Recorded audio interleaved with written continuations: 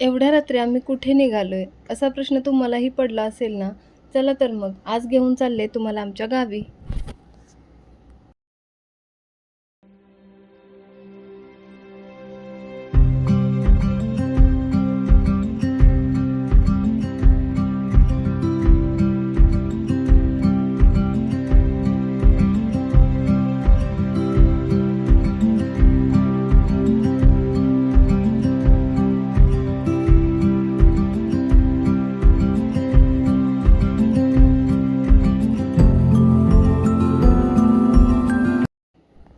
रात्री बरोबर 12 वाजता आम्ही निघालो.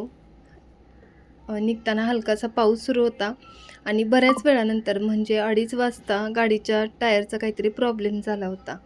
मग भाऊजी आणि आहो दोघे खाली उतरले होते. त्यांनी तो प्रॉब्लेम सॉल्व्ह केला. सगळं सुरळीत झाल्यावर मग पुन्हा आम्ही गावाला यायला निघालो. सकाळी 7 वाजता आम्ही घरी पोहोचलो. प्रवासामुळे सगळेच थकलो होतो, त्यामुळे अर्धा पाऊण तास झोपलो. त्यानंतर मग उठून अंघोळ केली, गरमागरम चहा घेतला आणि दिवसाची सुरुवात तर देवपूजेने होते. पण त्याआधी आदल्याच दिवशी पप्पांनी आमच्या खेकडे आणून ठेवले होते. तर आज जेवणामध्ये खेकड्याचाच बेत होता. गावी आलं की माझा दिवस देवपूजा केल्याशिवाय सुरूच होत नाही. कारण नंतर एकामागोमाग एक कामं वाढत जातात आणि मग देवपूजा करायला किंवा समोर बसायला निवांत वेळच भेटत नाही. त्यामुळं मग मी सगळ्यात आधी देवपूजा करून घेते. तर इथे ना मी पितांबरीने घासून घेतले होते, तर ते मी धुवून एका प्लेटमध्ये ठेवते आणि नंतर मग मी ते मंदिरात मांडते.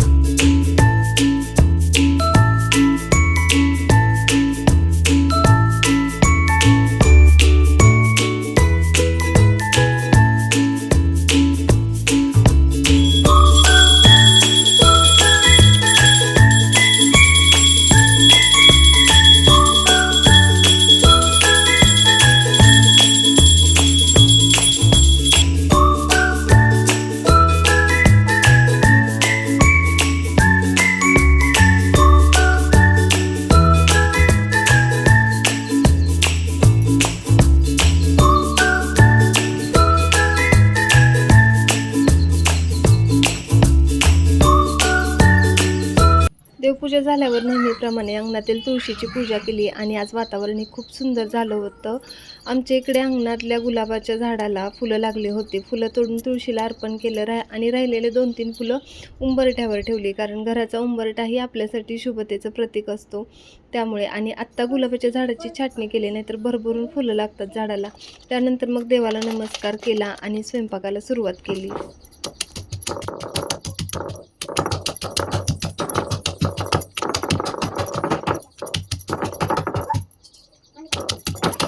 सुरुवातीला खेकडे दगडी खलबत्त्यात छान बारीक चेचून घेतले. खलबत्त्यात वाटल्यावर त्याची चवच काही वेगळी लागते. मग पुन्हा एकदा मिक्सरमधून बारीक फिरवून घेतले. आणि बारीक गाळणीनं गाळून घेतले. तर आधीच मी इथं मसाला करून ठेवला होता. गॅसवर कढई ठेवली, त्यात तेल टाकलं, तेल चांगलं तापू दिलं आणि तेल तापल्यावर तयार केलेला मसाला घालून छान परतून घेतला. त्यानंतर त्या मसाल्यामध्ये लाल तिखट आणि बाकीचे मसाले घातले. मसाला करपणार नाही म्हणून त्यात थोडंसं पाणी टाकलं आणि 2-3 मिनटं मंद आचेवर झाकण ठेवून शिजू दिलं.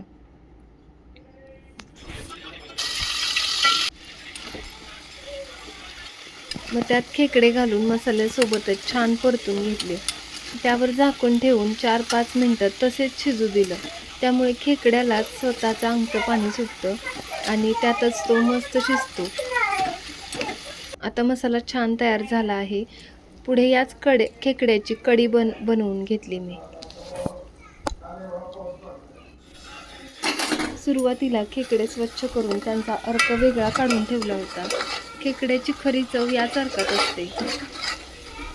मग कढीसाठी टोप गॅसवर ठेवला, त्यात तेल घालून छान तापू दिलं. तेल तापलं की त्यात मसाला घालून मस्त परतून घेतलं. मसाल्याचा खमंग वास सुटला की त्यात खेकड्याचा काढलेला अर्क ओतला. कढीला उकळी फुटू द्यायची नसते म्हणून मंद आचेवर हलवतच मी छान ती एकजीव केली. मुद्रा आणि लाडूसाठी अळणी खेकड्याची कढी बनवली होती. त्यानंतर आम्ही सगळेजण जेवायला बसलो. तर मंडळी, आजचा हा व्लॉग तुम्हाला कसा वाटला ते कमेंटमध्ये नक्कीच सांगा. पुन्हा भेटू अशाच एका नवीन व्लॉगमध्ये.